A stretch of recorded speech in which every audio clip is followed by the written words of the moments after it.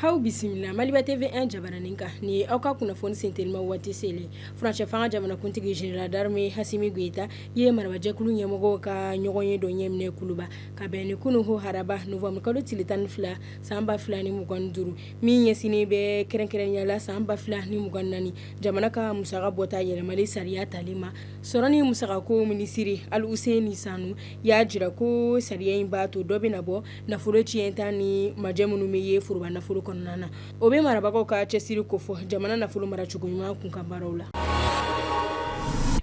o kofe lakana ni keleke mineko jirale no eba Mexi 2025 o senfe mali lakana ko ministre general Daoud Ali Mohamedine ya baranyogo kongo jamana de gui kambumbo muadim vita bisimla kunu ho haraba novembre kalo tilitan fula samba fula ni muganduru o nyogo yenkera sababu yeka kuma fani chama ke jamana fula obe lakana balia gela minu nyekoro kerenkeren yala jatiga wore kelo ka farinya ko jugu wale o dancheola ani ko kan jamano ka jago yaku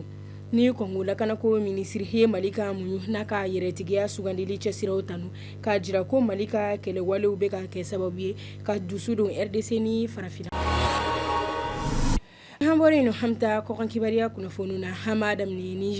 Niger fintigila kauye barawaliya flake Agades marala tile da mado konnala minu kera sababu a folo buluda kera bun ma fensi na ni doka kabo libi mi ni marama fen chama tumbi akono aflana buluda bana kada yana mi ma fen ferila doka kanyana mi ma fen shavru indien to abulu kono be lakana bako ka koloshili nuka chesuru kufo jamana lakana nina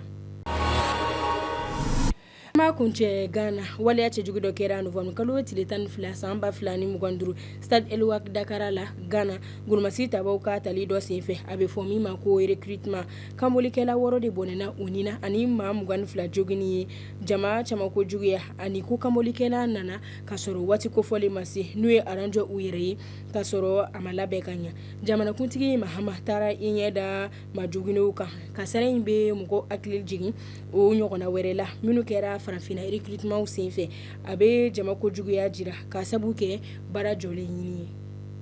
ni de be dansigi hoko kuna foni sinteni maula Maliba TV 1 jabaranika